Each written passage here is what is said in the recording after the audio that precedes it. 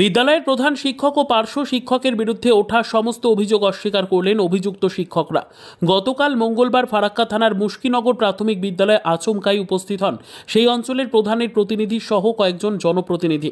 তারা মুশকিনগর প্রাথমিক বিদ্যালয় পরিদর্শনের পর অভিযোগ করেন বিদ্যালয়ের মিড ডে মিল ঠিকঠাক চলছে না। এছাড়াও সেদিন বিদ্যালয়ে উপস্থিত ছিলেন না বিদ্যালয়ের প্রধান শিক্ষক ও পার্শ্ব শিক্ষক। তাদের বিরুদ্ধে স্কুল না ফাঁকি দিয়ে প্রাইভেট স্কুল চালানোর অভিযোগ ওঠে। আজ সংবাদ মাধ্যমের সামনে প্রধান শিক্ষক ও পার্শ্ব শিক্ষকের বিরুদ্ধে ওঠা সমস্ত অভিযোগই কার্যত অস্বীকার করলেন বিদ্যালয়ের প্রধান শিক্ষক ওবায়দুর রহমান ও পার্শ্ব শিক্ষক মেহবুব আলম। এদিন স্কুলের প্রধান শিক্ষক ওবায়দুর রহমান সমস্ত অভিযোগ উড়িয়ে দিয়ে বলেন, আমি প্রতিদিন যথাযথ সময় স্কুলে আসি। গতকাল স্কুলে আসবার পর শারীরিক অবস্থার অবনতি হওয়ায় স্কুল ছুটির আগেই আমাকে বাড়ি ফিরে যেতে হয়েছিল। আমার বিরুদ্ধে পরিকল্পিতভাবে ষড়যন্ত্র করা হচ্ছে। মিড ডে মিলে যতজন ছাত্রছাত্রী আসে ততজনেরই মেসেজ পাঠানো হয়। প্রধান শিক্ষক আরও বলেন, আমার কোনো প্রাইভেট স্কুল নেই। যদি কেউ আমার কোনো প্রাইভেট স্কুল আছে এটা প্রমাণ করতে পারে তাহলে আমি চাকরি ছেড়ে দেব। এদিকে পার্শ্ব শিক্ষক মেহবুব আলমও তার বিরুদ্ধে ওঠা অভিযোগ উড়িয়ে দিয়েছেন। স্কুল প্রসঙ্গে জানা গিয়েছে 57 নম্বর মুশকিনগর প্রাথমিক বিদ্যালয়ের প্রধান শিক্ষক ওবায়দুর রহমান ও পার্শ্ব শিক্ষক মেহবুব আলম রুবেল স্কুলটিকে গঙ্গা ভাঙনের হাত থেকে বাঁচানোর জন্য দীর্ঘ 1 মাস ধরে চেষ্টা করছেন। সরকারি সমস্ত দফতরে চিঠি পাঠিয়েছেন। গ্রামবাসী এই স্কুলটিকে বাঁচানোর জন্য, গ্রামকে নদী ভাঙানোর হাত থেকে বাঁচানোর জন্য যে আন্দোলন করছেন মুশকিনগর গ্রামেরই শিক্ষক মেহবুব আলম রুবেল তাতে পূর্ণ সহযোগিতা করছেন, যার ফলে তিনি স্থানীয় রাজনৈতিক নেতাদের রোষানলের শিকার হয়েছেন বলে পাল্টা অভিযোগ করেছেন তিনি। আরও অভিযোগ, তাকে এই আন্দোলন থেকে সরিয়ে দিতে পারলেই আন্দোলন থেমে যাবে বলে মনে করেন স্থানীয় গ্রাম পঞ্চায়েত মেম্বাররা, যার ফলস্বরূপ তার বিরুদ্ধে মিথ্যে অভিযোগ করছেন। আপনি নাকি স্কুলে আসেন, 10-15 মিনিট থেকে আবার স্কুল থেকে বেরিয়ে যান এবং আপনি নাকি ঠিকঠাকভাবে তো ডিউটি করেনই না। তারপরে আপনার নাকি একটা সরকারি জায়গায় নাকি আপনি একটা ইনস্টিটিউট করে দিন, প্রাইভেট ইনস্টিটিউট, এবং আপনি সেখানকার জন্যই খাটাখাটি করেন বা এই ধরনের আপনার বিরুদ্ধে একটা ঘোর অভিযোগ হয়েছে। বিষয়টা কি বলবেন? বিষয়টা খুবই দুঃখজনক ঘটনা। যে মিডিয়া গতকালকে এসেছিল সেই বিষয়টা আমি ছিলাম না। গতকালকে আমরা এই স্কুলে 5 জন শিক্ষক উপস্থিত ছিলাম। এখানে একজন মাস্টারমশাই উনি ছুটিতে ছিলেন।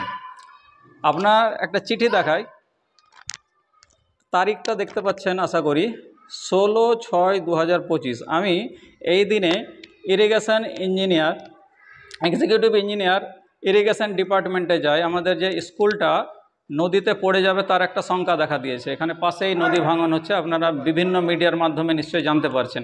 তো আমি 16 তারিখে সেই ডিপার্টমেন্টে যাই। পুরো আমি চিঠি এখানে দিয়েছি, দেখুন।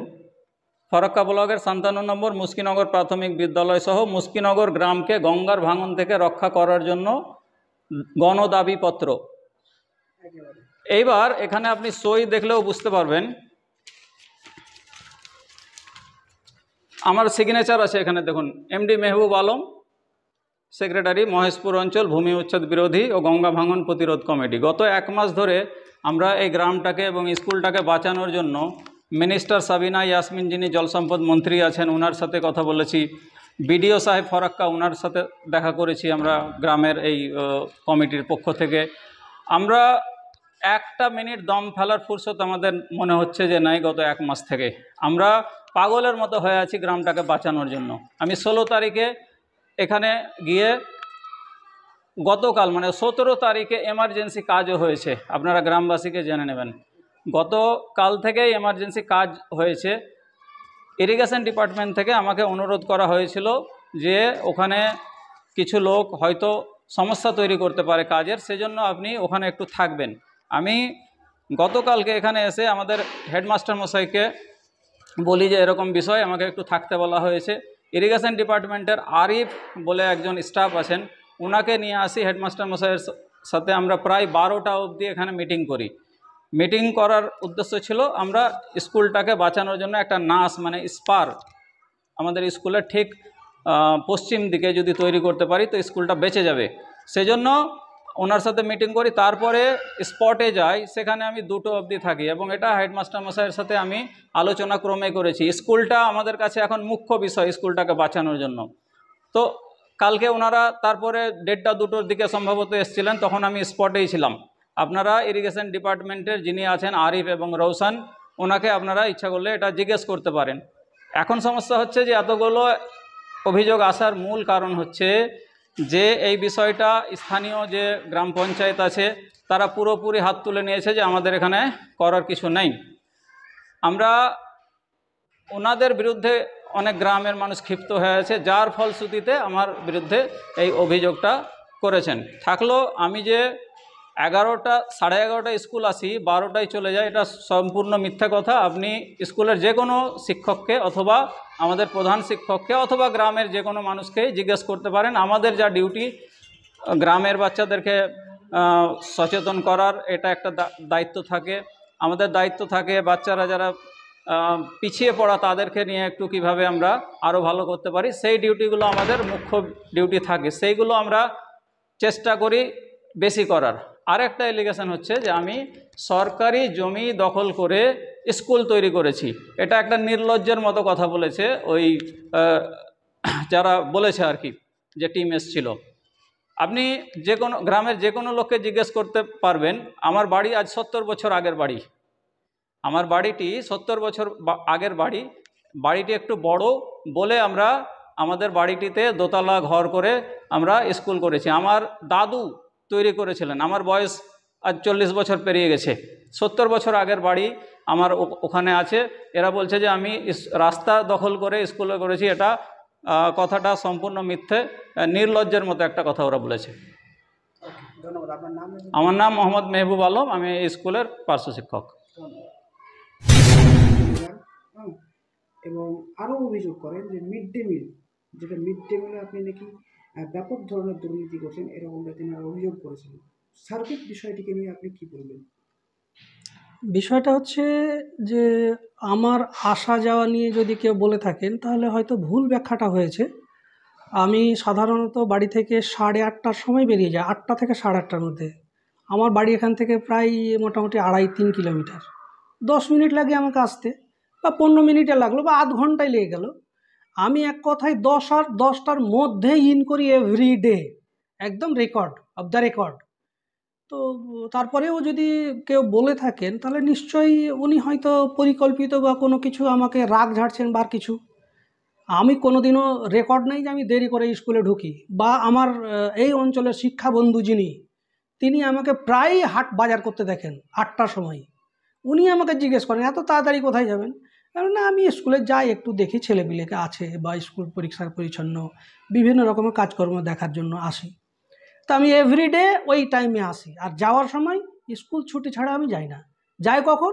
যেদিন অফিসে যাই সেদিন আমি শিক্ষকদেরকে বলে যাই যে না, আমি আজকে বিডিও অফিসে যাচ্ছি বা আজকে এসআই অফিসে যাচ্ছি, বিভিন্ন ধরনের কাজ থাকে প্রধান শিক্ষকদের, সেই সুবাদে আমি বাইরে যাই। বাকি আমি ছুটি নিয়ে বাড়ি গিয়ে বসে আছি এরকম রেকর্ড আমার নেই, কোনোদিনও নাই। আর যদি বলে থাকেন মিথ্যা কথা বলেছেন। দ্বিতীয় নম্বর কথা হচ্ছে, আরেকটা বিষয় বলেছেন যে আমার নাকি প্রাইভেট স্কুল আছে। আমার প্রাইভেট স্কুল যদি থাকে তাহলে আমি আপনাকে সজ্ঞানে অঙ্গীকার করছি যে আমি চাকরি ছেড়ে দেবো। আমার কোনো রকম প্রাইভেট ইনস্টিটিউট নেই, আমি কোথাও ইনভেস্ট নই। এইগুলো মিথ্যা কথা, অপবাদ দিচ্ছে আমাকে ফাঁসানোর জন্য, বিভিন্ন রকম বিপদে ফেলার জন্য, আর অন্য কিছু নয়।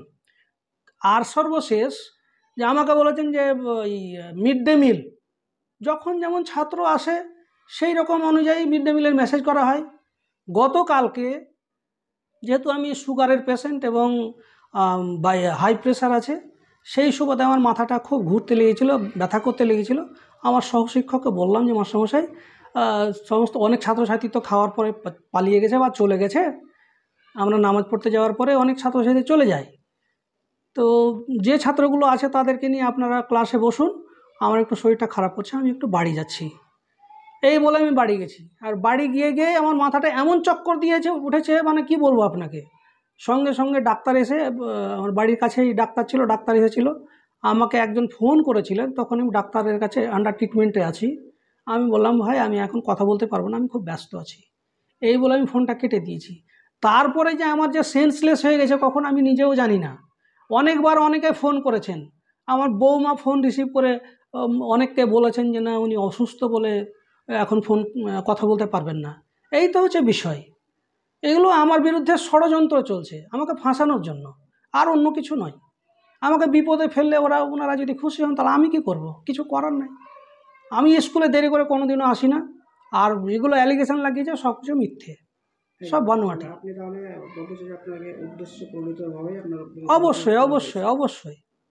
ধন্যবাদ। আপনার নাম এবং পরিচয়? আমার নাম ওবায়দুর রহমান, আমি মুশকিনগর প্রাথমিক বিদ্যালয়ের প্রধান শিক্ষক এবং 2010 সালে এখানে জয়েন করেছি আমি প্রধান শিক্ষক হিসেবে।